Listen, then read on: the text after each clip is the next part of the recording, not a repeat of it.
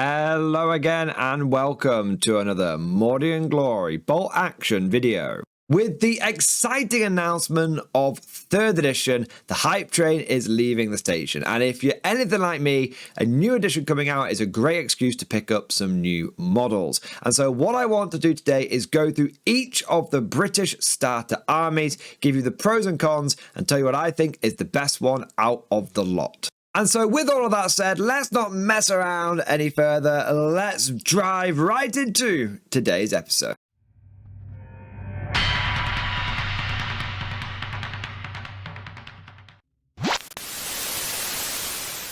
Now, the first thing that I want to do is just put a big old caveat over this whole video and say that generally speaking, all of the Warlord Games starter sets are fantastic. Whether it's the 2-player one like Gentleman's War or Iron Assault, or the individual ones, they tend to be a great deal and a fantastic way of starting your force.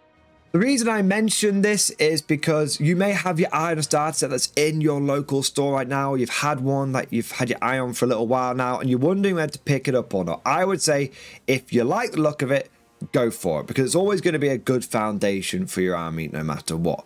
But as is the case with many things in life, some starter sets are better than others.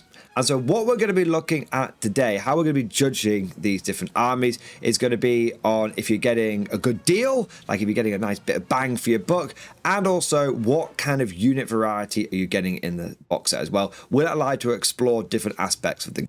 So with our arse thoroughly covered, now let's get into the video proper. And we'll start off at the bottom, working our way up. And coming in last place, we have the 8th Army Starter Army. Now, this starter set will cost you £104 at the time of recording if you buy it directly from Warlord, although you can get it cheaper from third-party retailers such as Element. For that princely sum, you will get 36 British 8th Army Infantry. These are in plastic. They are one of the more modern Warlord sculpts, and so you'll find they are highly detailed and very easy to put together.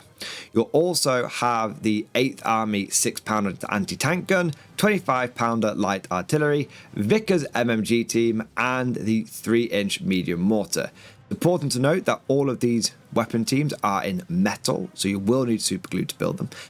And what's really cool is that they have unique crew. So they're not the generic British uniform. They're wearing the shorts, some of them are topless. So they really fit in with the plastic infantry who are all wearing that desert uniform.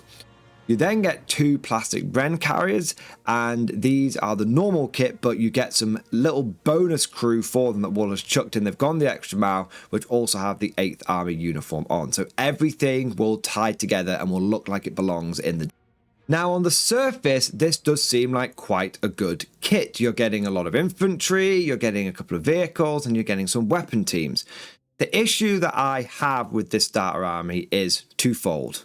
Firstly, it used to be way cheaper. It used to actually be one of the budget ways of getting into the game, and it used to be a fantastic thing that you could combine like half of Gentleman's War with this box set to get a really nice balanced British army. And you can still do that, but the cost has gone up significantly from where it used to be.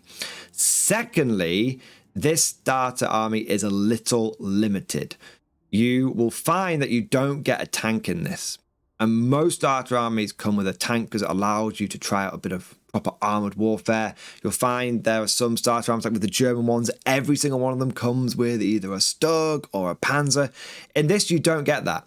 And in fact, what happens is you get 2 artillery pieces. Now, we don't know how bolt action 3rd edition is going to play out. Having 2 artillery may be amazing. But if it's anything like bolt action 2nd edition, you won't be able to run both of these at the same time outside of specific theatre selectors. Like I said, we don't know. But by not knowing, it adds that sort of element of risk in. Are you buying a starter set for the new edition and it won't quite fit in? Or are you starting a starter set and it'll be fine? So it's one of those things where you've not got great variety of units. There's a certain uncertainty about it. And then also, it's not a very good deal in comparison to what it once was, and in comparison to some of the other starter sets. You'll still save a few pennies with this Star Army, but not as much as you would with some of the other. Moving on, we have the British and Inter-Allied Commandos Starter Army Bundle. This comes in at £104 at the moment, direct from Warlord, and it comes just with a shed load of commandos. It's a pretty one-dimensional starter set, but if you like commandos, it's a pretty bloody good one. You get 60 plastic infantry, 2 boxes of the new commandos, and it's important to note because there have been 2 iterations of the commando infantry. The old ones are now gone. They were fine, but the sculpts were just a little bit dated. The new ones are fantastic. They're multi-part. They're in that new Warlord styles where you don't even need instructions to build them. They're so easy, and the sculpts are very dynamic. You also get 2 metal officers, a metal medic, a metal radio operator, and a metal medium machine gun team, and a metal mortar team. And you also get 3 British Commando characters. So basically, you're getting 60 infantry and loads of metal specialists. Overall, this starter army is okay. You get a lot of plastic infantry, and they are good quality. And you get some metal models as well. But it's all infantry. A bit like with the 8th Army, there's no vehicles here to explore that side of the game. And unless you are a Commandos enthusiast, you're probably not going to bother with this. And the funny thing is, there is another Commando starter army that we'll be looking at later, which is a better deal than this and comes with all the different bits that you want to try. So this is okay, but I kind of put this near the bottom with the 8th Army because it's not the best deal, and it's definitely one-dimensional. Coming in 3rd place, right in the middle of the pack, we have the British Airborne Starter Army. My, how the mighty have fallen a little bit, stumbled, I would say. This used to be my favourite starter army. I recommended it to everyone, and that's because it was phenomenally cheap. It was an amazing deal. You used to be able to get it for 50 quid, and it comes with a box of the British Airborne troops. You then get a medium machine gun, a medium mortar, a medium anti-tank gun, you get a sniper team, and you also get a flamethrower. So you just got a really good, solid, pure infantry thematic army. The issue now is that it has gone up. It's now 69 quid if you buy it from Warlord Games directly. However, you can find it for a good discount, and you can also find some stockists online selling it for the old price or similar to the old price. So if you do some good scouring, you can still get this for a fantastic deal. So it's not as cheap as it once was, though, overall, and it has somewhat been superseded, as we'll see in later on in this video. But overall, I like the starter army. It's still one of the cheapest that Warlord makes. Most starter armies you'll find are 100 plus quid. This still comes in at under £70. And it's very widely available. I don't think I've ever been in a friendly local gaming store that stocks bolt action that doesn't have this starter army. And being widely available is a big plus, because as we go into the new edition, hype is going to build up. People are going to be buying starter armies, and if you see one of these on your local gaming shop shelves, that's great, because it means you can actually get into it and you won't struggle with things being sold out or anything.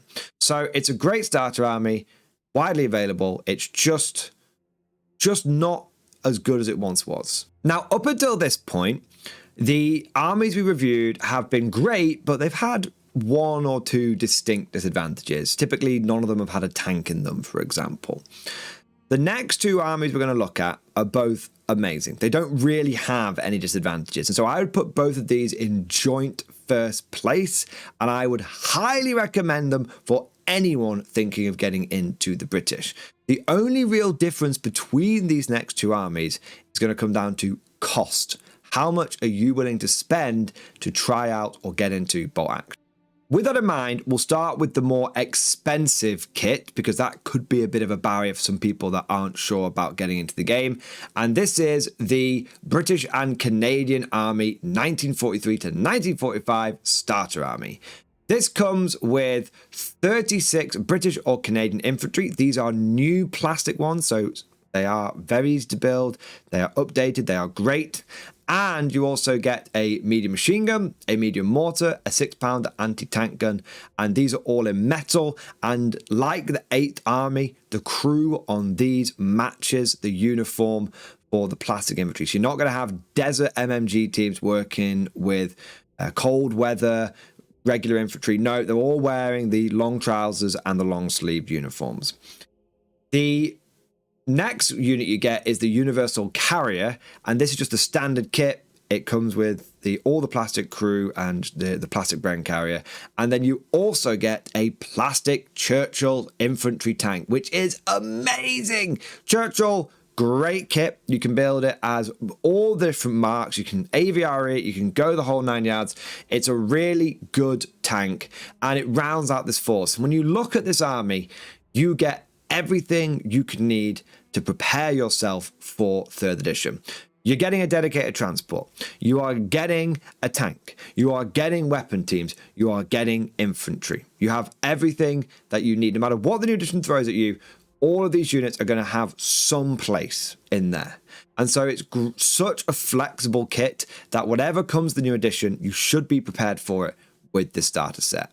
However, like I said, it is over 100 quid, which when you compare it to like Warhammer 40k is an amazing deal, but we're talking relatively inside Warlord Games and Bot Action is one of the more expensive starter armies. It's actually sort of the standard price that Warlord set for the starter armies. Now, if you want to try out the new edition, but you don't want to break the bank, then our next starter army is perfect for you. This is the British and Inter-Allied Commandos starter army. So this is different to the one we looked at before. This one is smaller. It only costs £69 direct from Warlord. That's the same price as the British Airborne one. And this is the starter army I was talking about that kind of has supplanted that last one. It sort of superseded it. So the reason it superseded it comes with a tank. So you get in total 36 of those fantastic multi-pose plastic commandos, and you get 2 metal officers and a metal medic and a metal radio officer. You get the command group essentially, and you get a metal medium mortar, and you get an MMG team. So you get loads of infantry and teams and supporting things, but you also get a Centaur close support tank. Now the thing about the Centaur in this kit is a bit of a weird one. It's a resin and metal kit. So it's not as flexible as the Churchill. And overall, I would say this army doesn't have as much in it as the last one we were looking at, the £104 one. But it is 35 quid cheaper. And so if you are looking for a great starter army to go into the new edition with, this is not a bad one at all. Because you will get all the infantry you need, because these are commandos. You will have a few weapon teams in here as well. You have some cool characters with those metal characters as well. And you still get to try out what the hell tanks do in 3rd edition when it comes around with your Centaur. It's definitely not as flexible. That Centaur is a fixed kit. You can't build it with as a Cromwell or a Centaur. No, it is what it is. But the infantry is pretty flexible. And so I would say that between this kit and the last kit, it comes down to, do you want to spend more money and have more models and more flexibility and maybe more insurance through the edition, or do you want to save a little bit of money and just get something that you know will be fine for the new edition, but might not be quite as insulated against the 3rd edition changes? And that just about covers it all. But of course, all of this is just like my opinion, man. Let me know what you think down in the comment section below.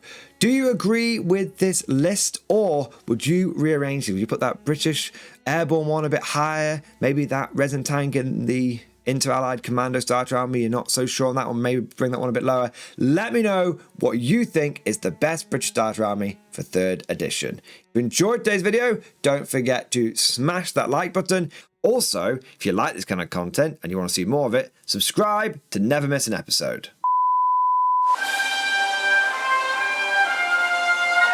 Would you like to know more?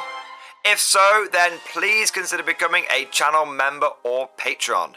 By supporting the channel, not only will you be doing your part, but you'll also be helping me create more content for your viewing pleasure and unlocking a whole host of perks. You get everything from a badge next to your name, custom emojis, but the big one is access to the Mordian Glory Discord server, an online community with almost 2,500 active members. It's always popping off in the MG Discord. We've got channels for army lists, hobbying, tactics, stories, and even a pretty spicy meme section as well. For all you greenhorns that wanted to see the Mordian Glory Hole, today is your lucky day.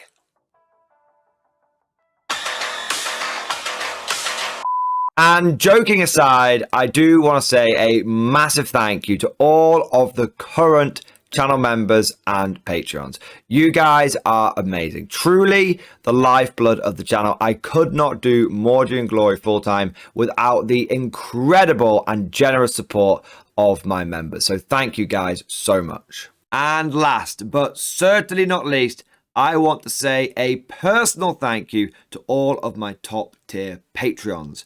These are the War Masters, the people who have truly gone above and beyond the call of duty. So a heartfelt thank you to Alex Dengal, Bon Vert, Mad Larkin, Marcus Roberts, Mark Panconi, RJ Scorpion, Swordfish Trombone, Try Again Bragg, John Stubbs, Nick Walsh, Diesel Fox, and August Barney. Seriously, guys, thank you from the bottom of my heart. Your support is incredible and it makes a huge difference. Thank you so much. That's all for now. Hope you've all enjoyed today's video. And of course, as always, I'll see you guys next time.